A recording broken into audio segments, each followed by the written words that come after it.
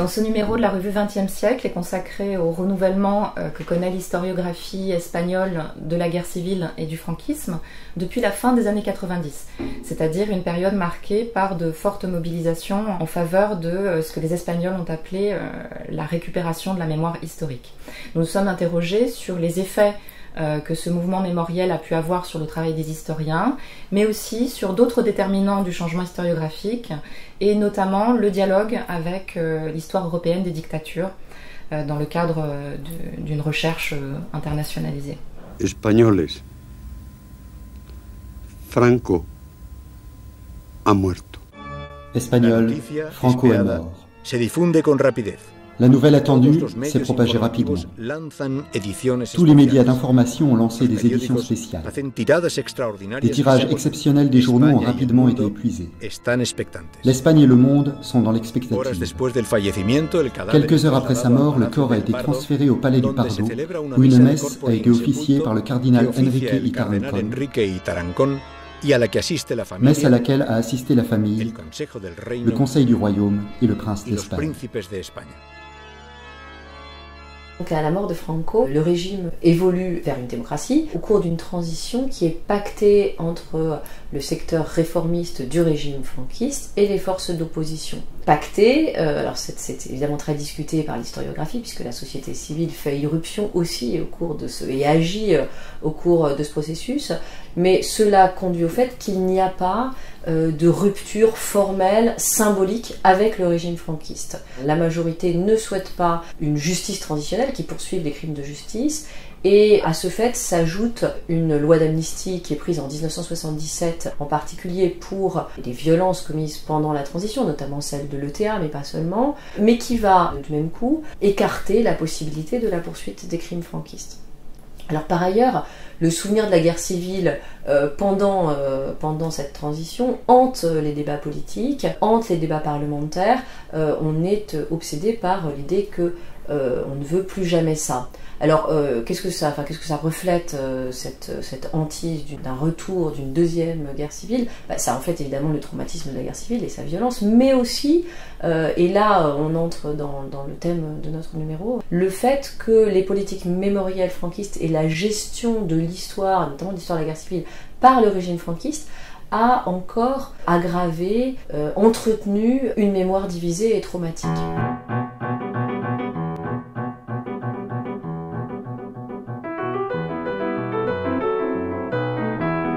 Au cours de cette transition, dans le discours public, la représentation de la guerre civile qui domine est celle d'une guerre fratricide, alors qui est une représentation qui s'ancre, qui se construit, qui se consolide à partir des années 1960. Guerre fratricide, c'est-à-dire une guerre qui oppose des Espagnols aux Espagnols, une guerre où il s'est commis des choses épouvantables des deux côtés et sur lesquelles on ne souhaite pas revenir. Donc ça, c'est le discours public, c'est la représentation dominante. Après, les historiens, pour autant, commencent à travailler sur la guerre civile pratiquement à ce moment-là. Alors, en réalité, pendant la transition, ce qui les intéresse le plus, c'est l'histoire de la Seconde République.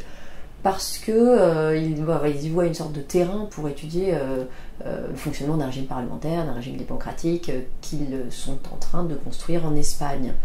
Mais dès que ce régime est établi, pratiquement en gros à peu près, enfin ça commence dans les années 70, mais le gros du mouvement va arriver dans les années 80, les historiens vont aux archives pour documenter de manière très positiviste l'histoire de la guerre civile, la conduite de la guerre, comprendre pourquoi la République a perdu la guerre, notamment, c'est une des questions qu'ils se posent, etc. Donc il faut bien voir quand même que cette idée, cette représentation dominante de la guerre civile comme une guerre fratricide et comme un dossier qu'on ne veut pas rouvrir n'empêche pas et coexiste avec un travail historien sur la guerre civile.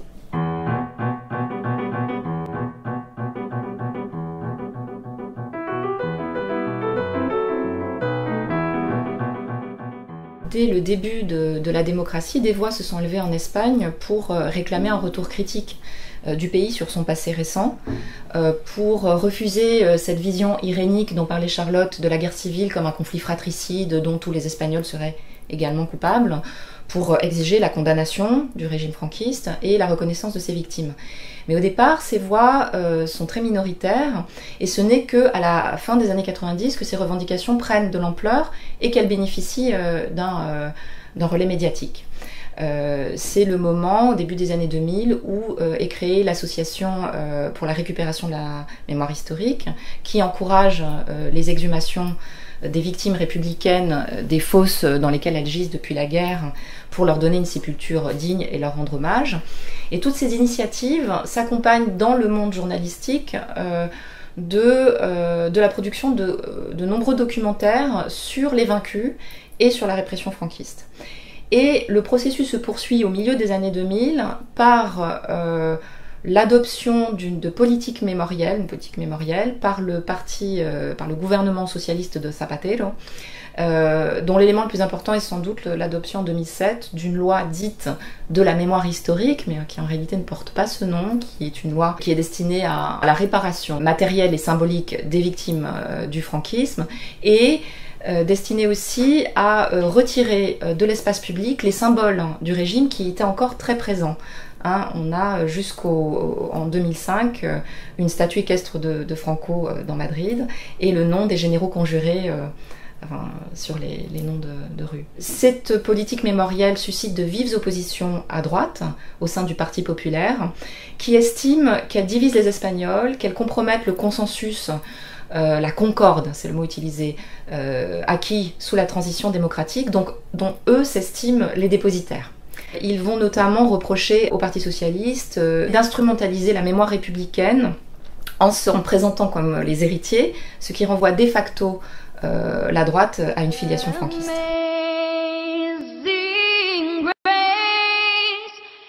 Estamos en el camino de una nueva era, en la que alcanzaremos nuestra meta, y nos pararemos a meditar. ¿Por qué llenábamos con nuestra imprudencia los cementerios y los hospitales? Y no sabíamos convivir ni respetar la vida.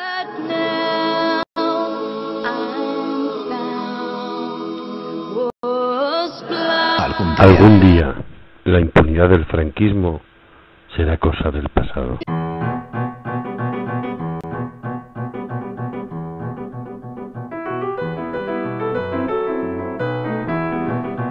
Elle reflète d'une part un changement générationnel, c'est-à-dire que ces revendications sont portées par la génération des petits-fils des acteurs de la guerre et notamment des républicains qui critiquent à la fois la complaisance et l'ambiguïté officielle à l'égard du franquisme et l'absence de reconnaissance des victimes et qui ont un discours très critique sur la transition démocratique pendant laquelle ils sont nés.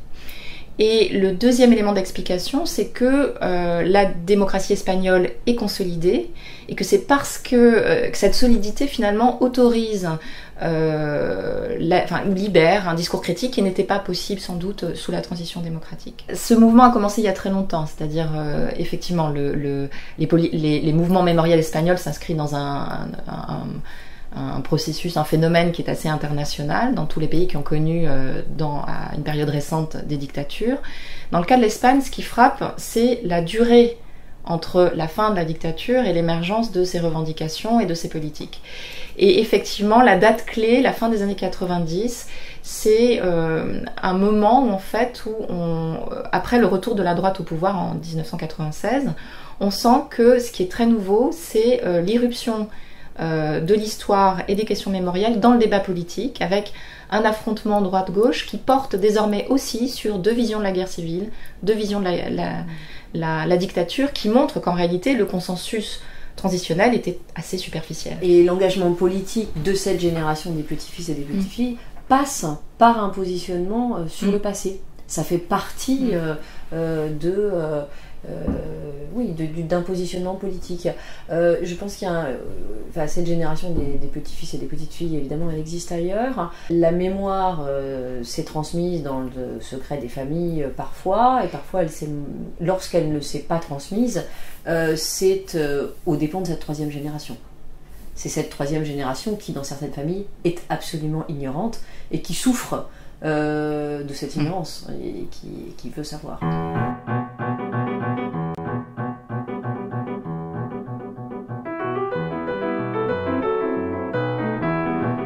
Ce qu'il est important de souligner, c'est que l'histoire de la guerre civile est un élément fondamental de la propagande franquiste.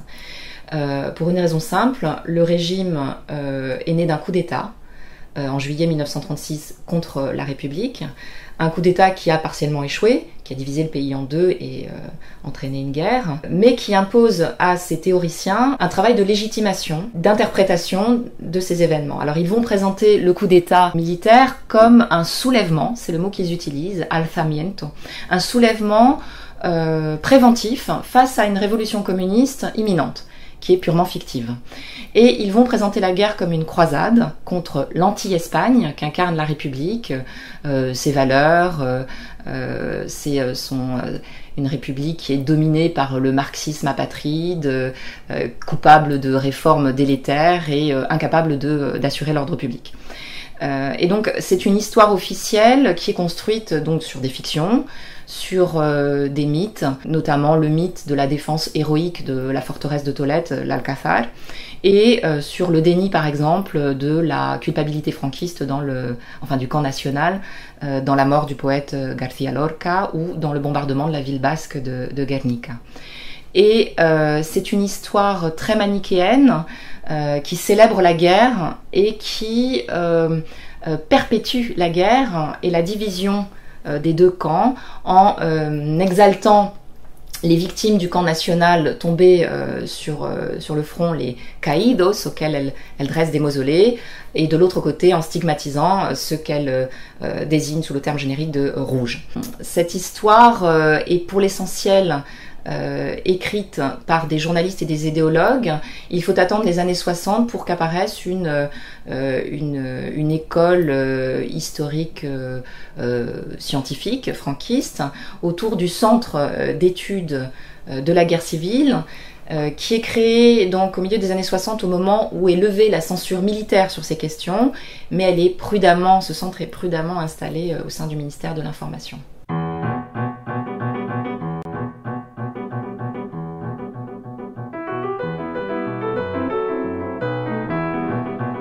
L'histoire de la guerre civile, les premières histoires non franquistes de la guerre civile sont produites par ce qu'on va appeler les hispanistes, c'est-à-dire les spécialistes de l'Espagne, notamment anglais, américains, français. Le livre notamment qui va sans doute connaître la plus grande diffusion est celui écrit par le Britannique Hugh Thomas, paru en 1961, qui va être très rapidement traduit en espagnol par les éditions Ruedo Ibérico, qui se trouvent en France, et auquel participe notamment Jorge Semplún, qu'on connaît bien, que les Français connaissent bien. Et ces livres vont avoir une diffusion aussi en Espagne.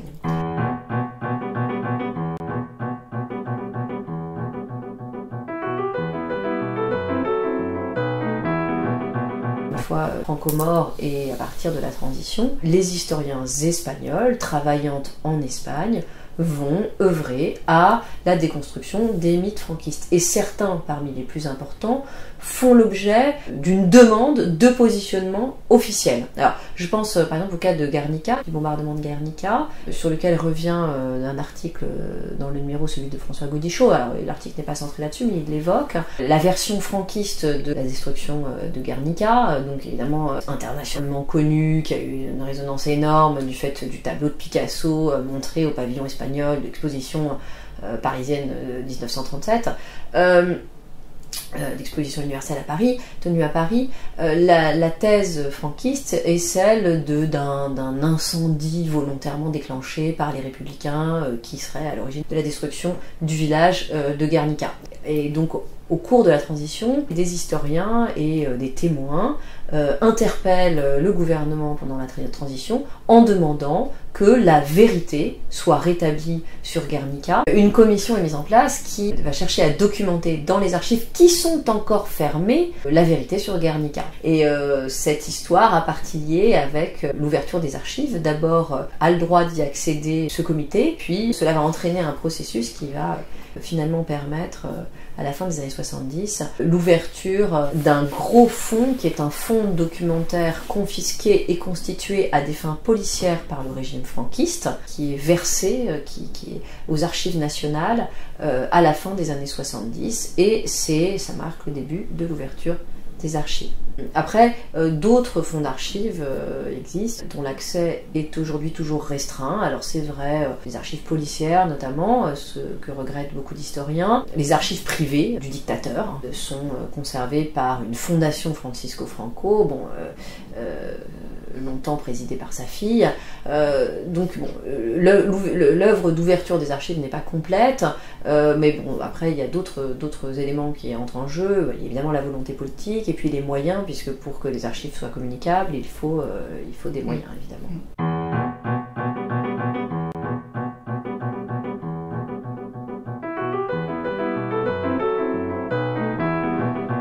Les historiens qui travaillent pendant la transition et les années 80 le font dans une démarche très positiviste. Il s'agit d'aller chercher dans les archives le vrai, de documenter les faits précisément pour rétablir la vérité falsifiée sous Franco.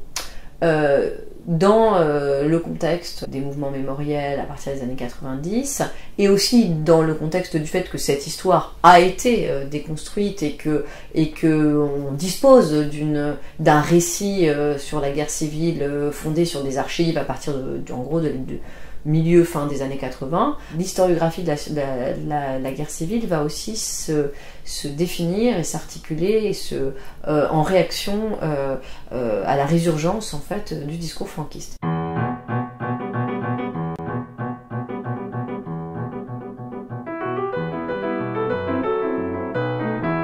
Ce qui se passe dans les années 90, c'est que les historiens sont confrontés à la réapparition des thèses franquistes, chez des auteurs qui sont extérieurs au monde universitaire, mais dont les ouvrages connaissent un grand succès de librairie, bien plus que les livres d'histoire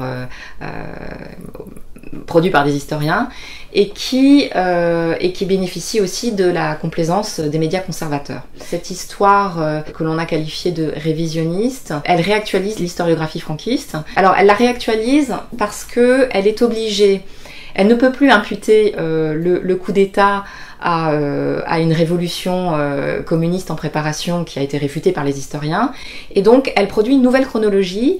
Elle situe le début de la guerre en 1934, au moment des révolutions des Asturies et de Catalogne, pour pouvoir continuer à imputer à la gauche la responsabilité du conflit, et contre toute vraisemblance, puisque la guerre n'a pas commencé en 1934. Alors, dans un premier temps, les historiens ont ignoré cette historiographie néo-franquiste, et puis finalement, assez récemment, ils ont mis leur autorité au service de la réfutation de ces thèses qui sont assez improprement, ils ont montré que elles étaient abusivement désignées comme des thèses révisionnistes, puisqu'elles ne font que réactualiser finalement des thèses très anciennes.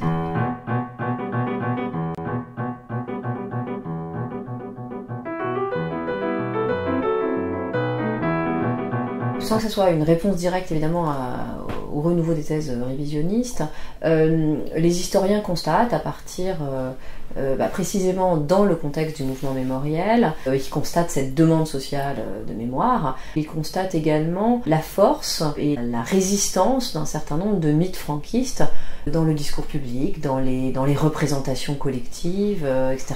Et notamment celle de la guerre fratricide et d'une espèce d'idée que nous sommes tous coupables, nous sommes tous également coupables.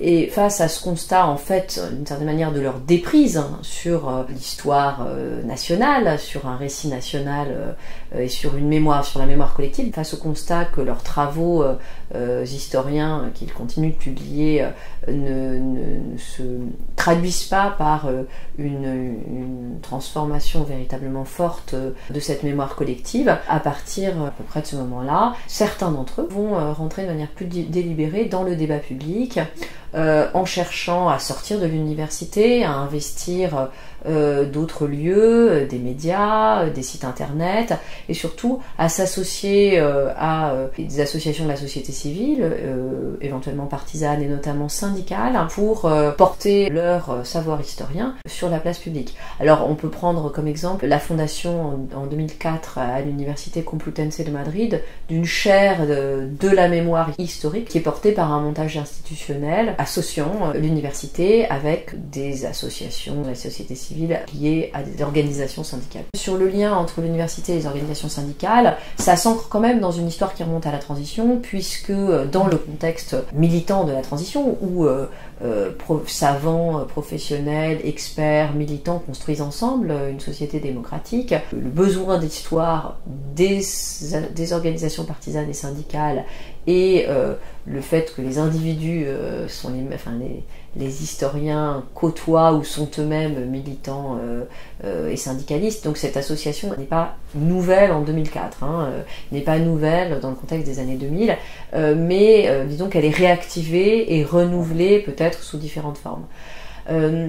L'engagement des historiens dans le débat public prend aussi d'autres formes. Je pense notamment aux historiens qui se sont engagés dans le combat pour la poursuite judiciaire des crimes franquistes. Certains historiens ont pu citer Espinosa par exemple, enfin il n'est pas le seul, ou Julián Casanova, qui est donc un premier grand spécialiste de l'histoire de la guerre civile en Espagne, ont appuyé les recherches de leur savoir historien et de leur savoir-faire historien, les recherches du juge Garzón dans la procédure qu'il a ouverte pour poursuivre les crimes franquistes. La República Española entra hoy a formar parte de la gran familia republicana a la que pertenecen todas las naciones de América. On assiste depuis quelques années à un regain d'intérêt pour l'histoire de la Seconde République espagnole parce que c'est dans cette expérience politique que l'on cherche les causes de la guerre civile et aussi l'origine du régime qui s'est construit largement sur le rejet des valeurs et des choix politiques de la République et dans la destruction des hommes et des institutions qui les véhiculaient, comme le montre la répression qui s'abat sur les instituteurs de l'école publique, ou la mise en œuvre d'une recatholicisation de la société. La Seconde République espagnole est née d'une élection municipale qui a donné une majorité au Parti républicain dans les grandes villes espagnoles. Et cette victoire a entraîné l'exil du roi. Cette victoire électorale a été contestée par la suite dans l'historiographie franquiste. On a décrit la Seconde République comme un régime illégitime. Dans les années 70-80, deux visions de la République s'opposent, avec d'un côté celle des historiens anglo-saxons qui décrivent la guerre comme une conséquence des erreurs politiques de la République, qui est victime à la fois du caractère irréaliste de son programme de réforme, de laïcisation, de réforme agraire, mais aussi de ce qu'on a appelé la polarisation politique, c'est-à-dire l'effondrement du centre politique sous l'effet d'une radicalisation imputée selon la sensibilité politique de l'historien à la droite ou à la gauche. Inversement, les historiens espagnols qui ont commencé à s'intéresser à l'histoire de la République au moment de la transition démocratique parce que elle représente la dernière expérience libérale de l'histoire espagnole, ont de la République, ont donné d'elle une image plus positive, c'est une historiographie plutôt philo-républicaine. Ils l'ont présenté comme un moment de démocratisation unique en Europe et se sont focalisés sur les réformes des gouvernements de gauche. Et alors, ce débat se poursuit aujourd'hui sur la question de la violence politique pendant les années 1920-1930 et donc sous la République, sur la façon dont cette violence a contribué au déclenchement de la guerre et la question de son imputation plutôt à la droite fascisante ou plutôt à l'évolution révolutionnaire du Parti socialiste, pour faire vite.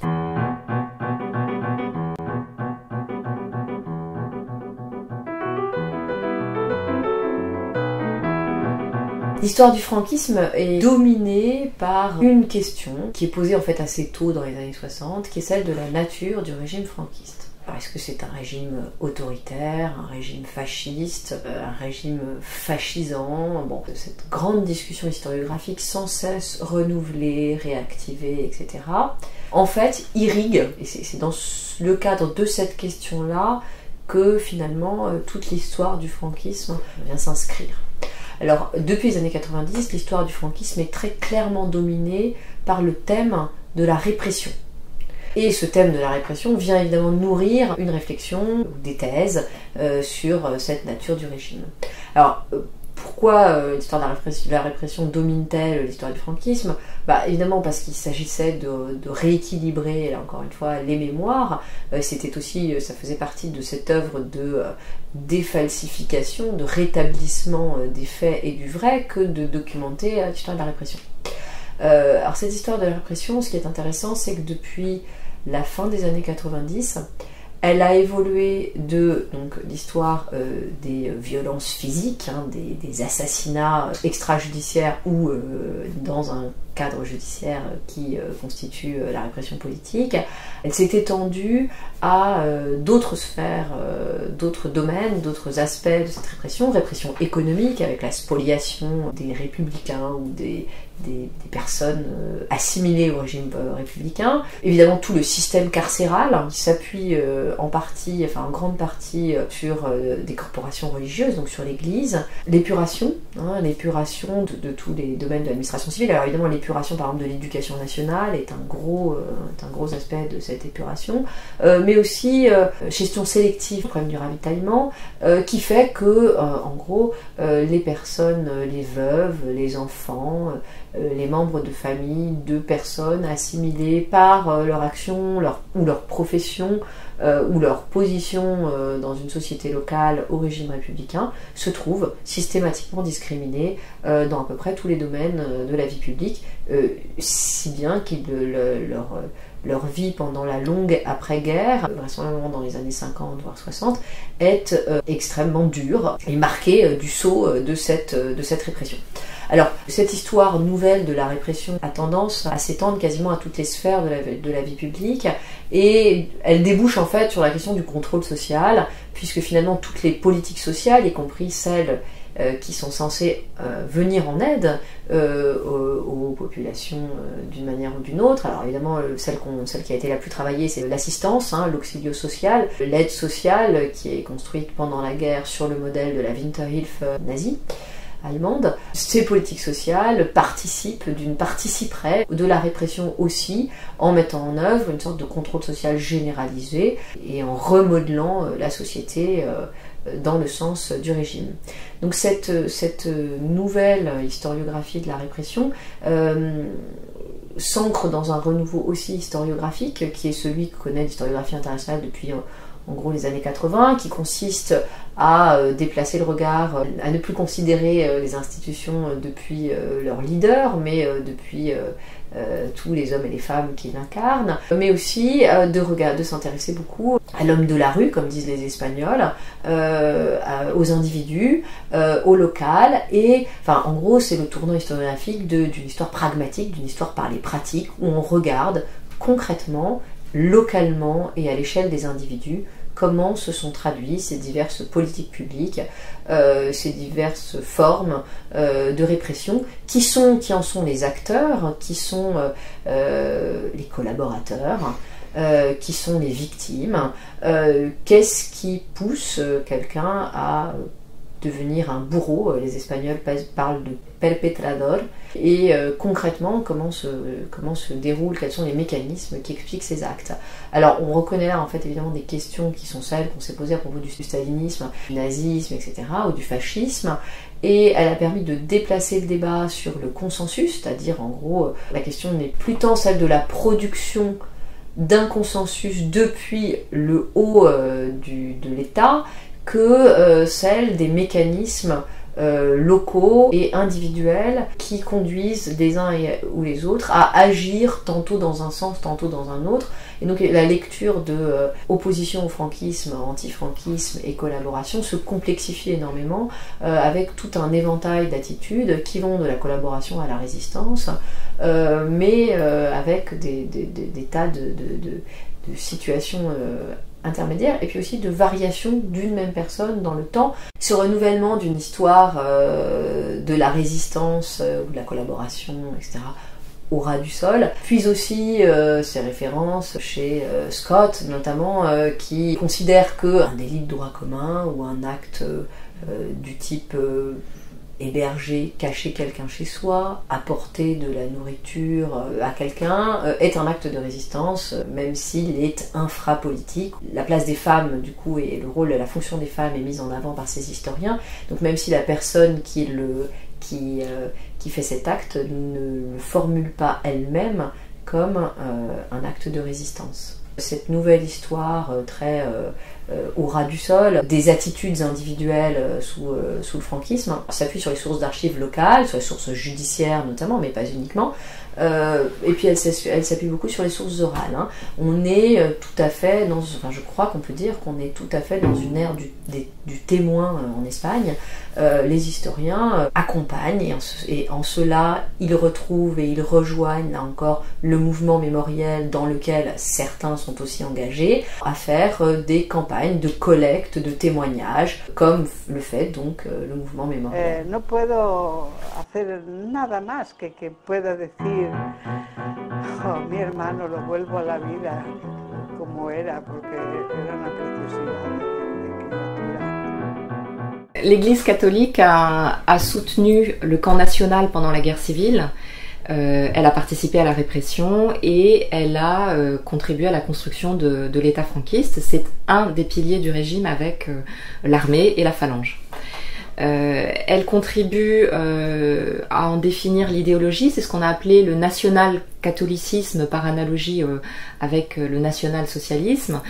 Elle a notamment contribué à légitimer le pouvoir du général Franco en le présentant comme un homme providentiel envoyé par Dieu pour conduire la croisade contre le matérialisme athée que représente la République et sa politique de sécularisation. Elle est aussi présente dans les institutions du régime, où sont présents donc des membres de l'Église et de l'Action catholique, qui vont mettre en œuvre une politique de recatholicisation de la société, notamment en contrôlant l'éducation, les institutions correctionnelles, les prisons, mais aussi en jouant un rôle sur l'évolution des normes, notamment dans le domaine des mœurs, avec l'abrogation du divorce ou la répression de l'homosexualité, en obtenant le soutien aux œuvres catholiques comme l'Opus Dei, qui est très puissant, qui est une institution très puissante en Espagne, sous l'Espagne franquiste en particulier, et en étant présente dans l'espace, dans les symboles et la propagande du régime dans l'espace public. Alors, cette relation entre l'Église catholique et le régime franquiste évolue tout au long de la dictature. On a une première période qui englobe la guerre et l'après-guerre, qui est une période d'alliance. Une alliance qui se concrétise notamment par la signature d'un concordat avec le Vatican en 1953, mais qui n'est pas totale, puisque le clergé nationaliste basque, qui s'est opposé au coup d'État pendant la guerre, qui était de l'autre côté, a subi la répression, va constituer un des pôles de l'opposition antifranquiste, qui va beaucoup surveiller les prêtres basques et leurs homélies. Donc cette relation, elle évolue dans les années 50 et surtout les années 60, avec l'apparition d'une critique au sein de l'Église et du mouvement catholique, une critique à l'égard du régime, mais aussi à l'égard du caractère réactionnaire de l'Église et du catholicisme espagnol.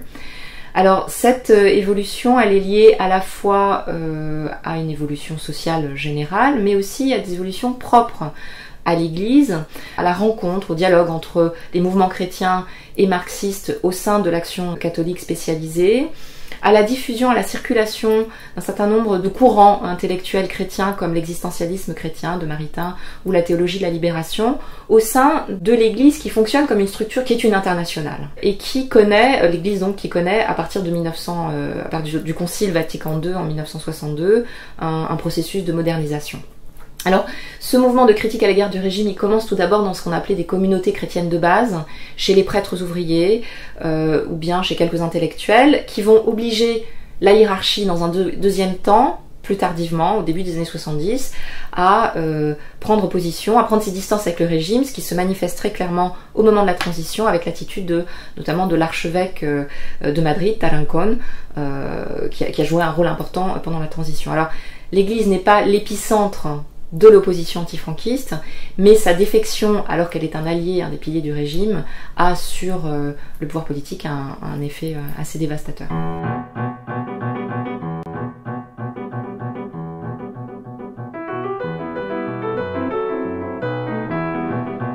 L'histoire qui s'écrit actuellement en Espagne s'inscrit dans un contexte international, bien évidemment, dans une histoire européenne et dans une historiographie internationalisée. Les historiens qui l'écrivent depuis les années 90 sont depuis les années 2000, c'est la génération Erasmus, et depuis les années 90, c'est cette génération d'historiens qui fait des séjours à l'étranger, qui rencontre ses collègues dans des colloques, etc. Bref, elle est évidemment tributaire de cette nouvelle manière de faire de l'histoire que nous avons tous depuis les années 90, qui se caractérise par cette internationalisation. Alors, l'effet de cette internationalisation se traduit d'abord, et peut-être même de la manière la plus importante à mes yeux, par une relecture, une réinsertion de l'histoire espagnole dans un contexte international.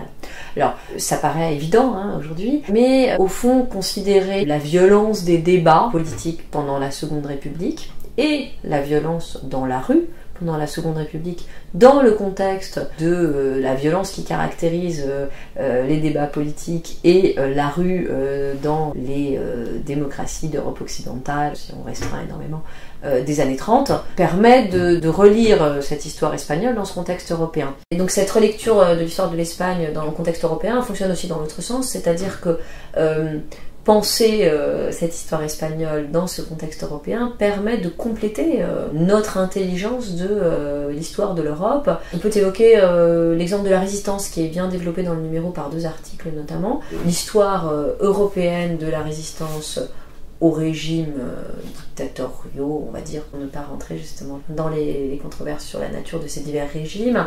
Il s'agit d'une histoire internationale, elle prend des formes diverses, et on peut penser que les formes qu'elle prend en Espagne, cette résistance, dont les historiens montrent qu'elle s'inscrit aussi dans une histoire longue de conflits très locaux, dans les sociétés rurales notamment, on peut penser que cette pièce apportée à la compréhension d'un phénomène européen sert l'intelligence générale de cette histoire européenne.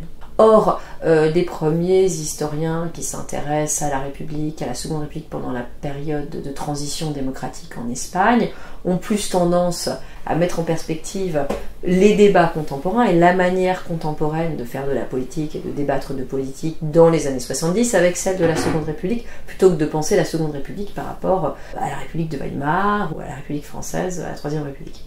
Donc ça c'est le premier point qui est à mon sens vraiment essentiel. Les historiens puisent actuellement leurs outils, leurs démarches, la formulation de leurs questionnements dans des historiographies qui portent sur d'autres régions du monde et en premier lieu, en ce qui concerne le franquisme, l'historiographie du nazisme et du fascisme. Alors là, c'est à mon avis très important. C'est très important parce que ça participe de cette internationalisation et de cette construction finalement d'une réflexion historienne internationale globalisée, oui, mais il y a aussi un usage presque politique de cette comparaison, puisque le régime franquiste dure quand même jusqu'en 1975 au moins. Or, les historiens préfèrent systématiquement comparer le franquisme aux dictatures nées dans l'entre-deux-guerres, en premier lieu le nazisme et le fascisme, plutôt que à partir de 1945, aux autres régimes européens qui lui sont contemporains. Et il y a évidemment une dimension politique à ce choix. Encore une fois, il s'agit de mesurer le franquisme à l'aune du nazisme et du fascisme. Señores jueces, quiero renunciar expresamente a toda pretensión de originalidad para cerrar esta requisitoria. Quiero utilizar una frase que no me pertenece, porque pertenece ya a todo el pueblo argentino. Señores jueces, nunca más. Silencio en la sala. Silencio. Personal policial desaloje la sala. Il y a une circulation dans le monde hispanique de ces questions, avec deux temps, le moment, la transition démocratique en Espagne s'exporte, enfin, ces artisans souhaitent l'exporter comme un modèle de réussite dans des pays d'Amérique latine qui entrent dans la transition démocratique comme l'Argentine dans les années 80. Et en même temps, aujourd'hui, il y a un processus inverse, c'est-à-dire que les Espagnols qui réclament des procès, notamment des hommes qui ont participé à la répression franquiste, ne pouvant pas le faire en Espagne à cause de la loi d'amnistie dont on a parlé tout à l'heure, vont se tourner vers la justice argentine et se servir du droit international qui permet de rendre imprescriptible un certain nombre de crimes. Voilà, donc il y a effectivement des échanges avec le monde latino-américain. Mais circulent à la fois outils, experts et vocabulaire aussi, ce qui est assez intéressant. La notion de disparu, par exemple, qui a été utilisée, qui est quand même très spécifique au cas argentin, via le droit international, s'applique désormais à des gens qui sont morts sans sépulture en Espagne. Alors, on peut juger que c'est un usage impropre du terme, et en même temps, il a une efficacité. Puisque ça permet de donner des droits et de déclencher un processus. Pourquoi c'est impropre le terme de disparu ? Parce qu'en fait, il n'y a pas de disparu au sens argentin dans l'histoire du franquisme. Il y a beaucoup de morts, mais il n'y a pas de disparu. Mais effectivement, le terme a une efficacité et renvoie à tout un imaginaire, tout un mouvement juridique, social, etc. Tout ce dont on a parlé dans le numéro, dans les années 2000, les premières manifestations, les premières initiatives en faveur de cette récupération de la mémoire historique, portent davantage sur les exhumations de morts et le recueil de témoignages. Et le processus judiciaire commence maintenant. Donc on n'a pas pu, il est en cours et on n'en a pas rendu compte dans le numéro.